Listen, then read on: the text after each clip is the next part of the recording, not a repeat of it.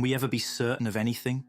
What if everything you know, your memories, your experiences, even the very reality you perceive, were nothing more than an illusion? In the early 17th century, René Descartes found himself in a world where knowledge was built on tradition, faith, and authority. But he was not satisfied with inherited wisdom. He wanted certainty, absolute, unshakable truth. And to find it, he was willing to destroy every assumption, every belief, every supposed fact, no matter how self-evident it seemed. His radical experiment in doubt led him to one of the most famous conclusions in all of philosophy.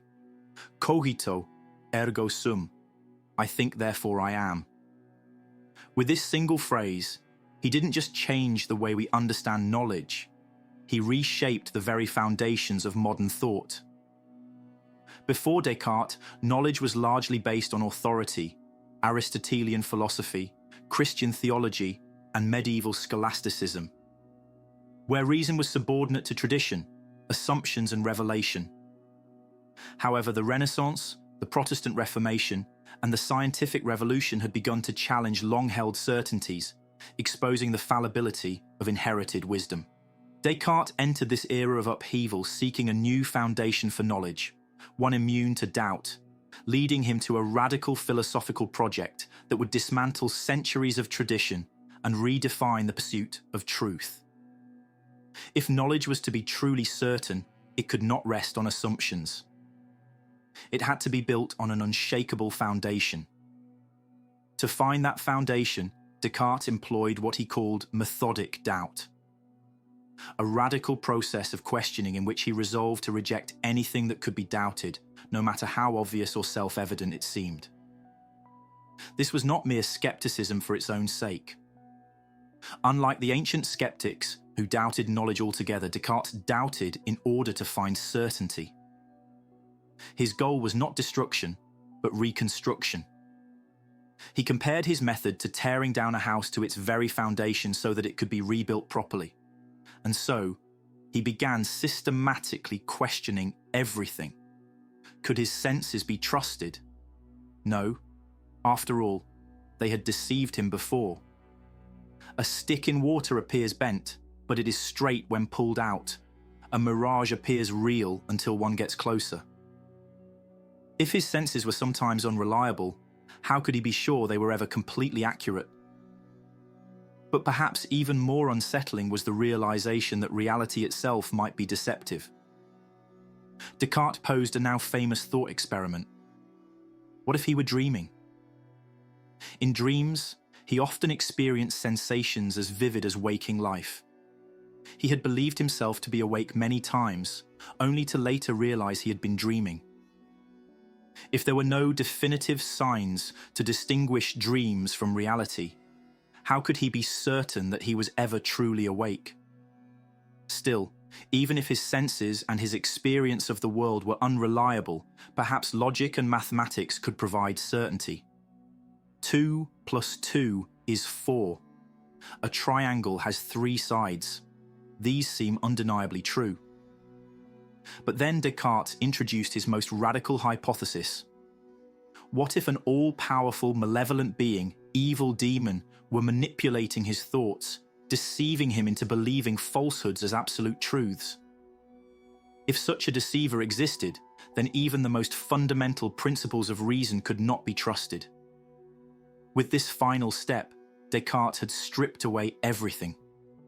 His sensory experience, his beliefs about the external world, even his confidence in logic itself, all had been cast into doubt. What remained? Was there anything that could withstand this relentless skepticism? As we shall see, there was one truth that even the most extreme doubt could not shake. And it was in this moment of absolute uncertainty that Descartes made his most famous discovery. The fact that he was doubting. If he was doubting, then he must be thinking. And if he was thinking, then he must exist, at least as a thinking being. This insight gave rise to what would become one of the most famous propositions in the history of philosophy, as mentioned earlier. Cogito, ergo sum. I think, therefore I am. No matter how powerful the deception, no matter how elaborate the illusion, the very act of doubting presupposed a doubter. Descartes had found the foundation he was searching for, an indubitable truth upon which he could rebuild knowledge.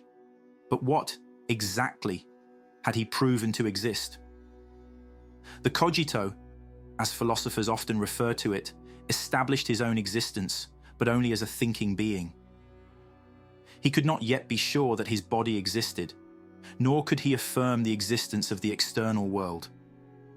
The cogito was purely a statement of self-awareness, a recognition that thought itself is proof of the thinker. This was a radical shift in philosophical method. Instead of relying on external authorities or inherited traditions, Descartes made the self, the thinking subject, the starting point of knowledge. This move would shape the course of modern philosophy. By prioritizing individual reason over external authority, Descartes laid the groundwork for the Enlightenment, a movement that championed rational inquiry and scientific progress. Yet the cogito was only the beginning. If he existed as a thinking thing, then what was the nature of that existence? What else could be known with certainty? And, crucially, how could he move from the certainty of his own mind to knowledge of the external world? These were the next challenges Descartes set out to solve, and in doing so, he would introduce one of the most controversial ideas in the history of philosophy. Having established his own existence as a thinking being, Descartes now faced a deeper question. What kind of thing was he? If, as stated earlier, all he could be certain of was that he was a being that thinks, what did that imply about his nature? Was he merely a physical organism, or was there something fundamentally different about his mind? This inquiry led Descartes to one of his most famous and most debated philosophical claims, that the mind and the body are two distinct substances, fundamentally separate in nature. This idea, known as Cartesian dualism, begins with a simple but profound distinction. Descartes argued that the essence of the mind is thought. It is something that thinks, reasons, doubts, and wills. The essence of the body, on the other hand, is extension. It takes up space, has physical dimensions, and operates according to mechanical laws. Thought has no shape, no weight, no location, while physical objects have no consciousness, no perception, no ability to reflect. If the defining qualities of mind and body are so radically different, Descartes reasoned, then they must be fundamentally separate substances. This conclusion was groundbreaking. For centuries, the dominant view, shaped by Aristotle and later reinforced by scholasticism, had been that the soul and body were intimately intertwined, forming a single, unified being. Descartes shattered this assumption, arguing that the mind was something distinct, something that could exist independently of the body. This had enormous implications, not only for philosophy, but also for religion and science. If the mind was truly separate from the physical world, this provided a strong rational basis for the belief in an immortal soul. At the same time, it allowed for a fully mechanistic understanding of the body, paving the way for modern physiology and neuroscience. Yet, as influential as Cartesian dualism was, it also raised serious challenges. If mind and body were truly separate substances, how did they interact? How could an immaterial mind cause physical movements in the body? Descartes speculated that the connection occurred in the pineal gland, a small structure in the brain. But this was little more than a hypothesis, and it did not resolve the deeper issue. If mind and body belonged to entirely different realms, how could they influence each other at all? This problem, known as the mind-body interaction problem, remains one of the central debates in philosophy of mind to this day. Despite its difficulties, Descartes' dualism left an enduring mark on Western thought. It laid the foundation for later discussions on consciousness, personal identity, and the nature of reality itself. Even modern debates in artificial intelligence and cognitive science still wrestle with questions that trace back to Descartes. Is consciousness purely a function of the brain, or is there something irreducible about subjective experience? Can machines ever truly think, or is there an essential quality to human thought that transcends computation? Whether one agrees with Descartes or not, his argument for the separation of mind and body continues to shape the way we understand ourselves and the world around us. If Descartes had stopped at cogito, ergo sum, he would have been left with a deeply skeptical position, one where he could be sure of his own existence as a thinking being but uncertain about everything else, including the external world. However, as mentioned earlier, his goal was not to remain in doubt, but to build a foundation for knowledge that could withstand skepticism.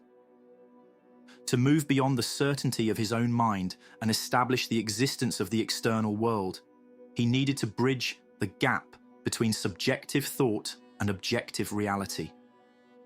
His solution was to invoke a concept that had long been central to philosophical inquiry: God. Descartes argued that his own ability to think, while undeniable, did not guarantee the existence of anything beyond himself. His perceptions could still be deceptive, and as highlighted earlier, he had entertained the possibility of an all-powerful evil demon manipulating his thoughts. To escape this radical skepticism, he needed something that could ground his knowledge in certainty. He turned to the idea of a perfect, infinite being, one that was entirely truthful and could not be a deceiver. This led him to formulate a philosophical argument for the existence of God, one that he believed would provide the necessary foundation for certainty. His reasoning, known as the trademark argument, was based on the idea that he possessed the concept of a perfect being in his mind. According to Descartes, this idea could not have originated from within himself, since he was an imperfect, finite being.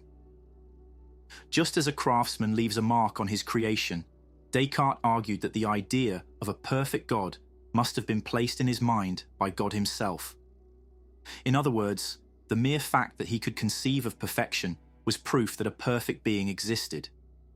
This, he believed, ruled out the possibility of an all-powerful deceiver and established the existence of a benevolent God who ensured that human reason, when used correctly, could lead to truth. With this argument, Descartes attempted to restore confidence in reason and the external world.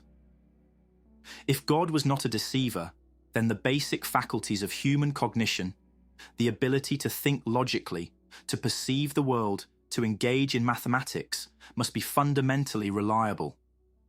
Of course, errors were still possible, but these were the result of human misuse of reason rather than an inherent flaw in the mind itself.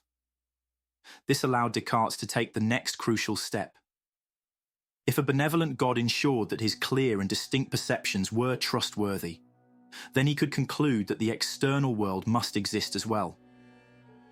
However, this argument was not without controversy.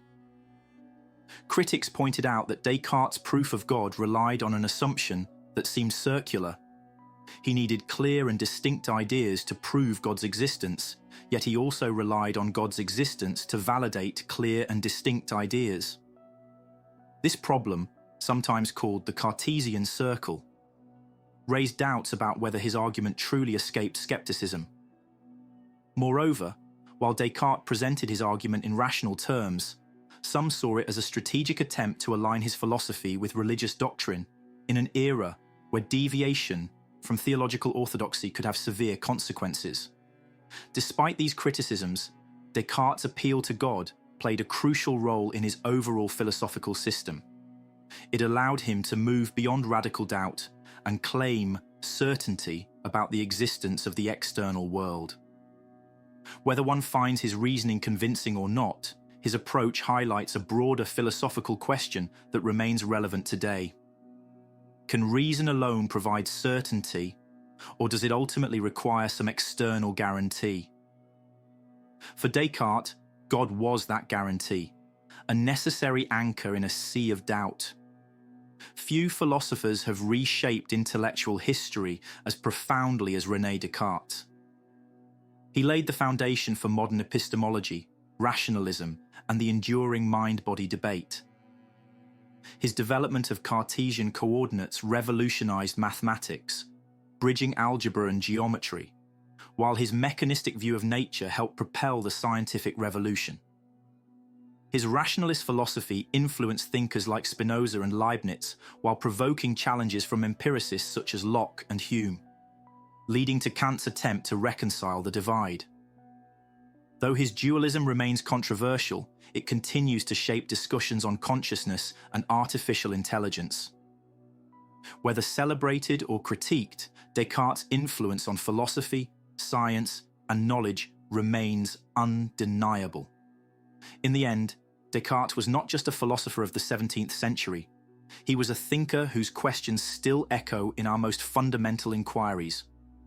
Whether we seek to reaffirm his conclusions or challenge them, engaging with his philosophy is an invitation to rethink our own assumptions. And perhaps, like Descartes, to ask, what, if anything, can I know for certain? Thank you very much for watching. If you enjoyed the video, don't forget to hit the thumbs up, share your thoughts in the comments, and subscribe to join us on this journey of exploring philosophy, psychology, and the thinkers who shaped our world.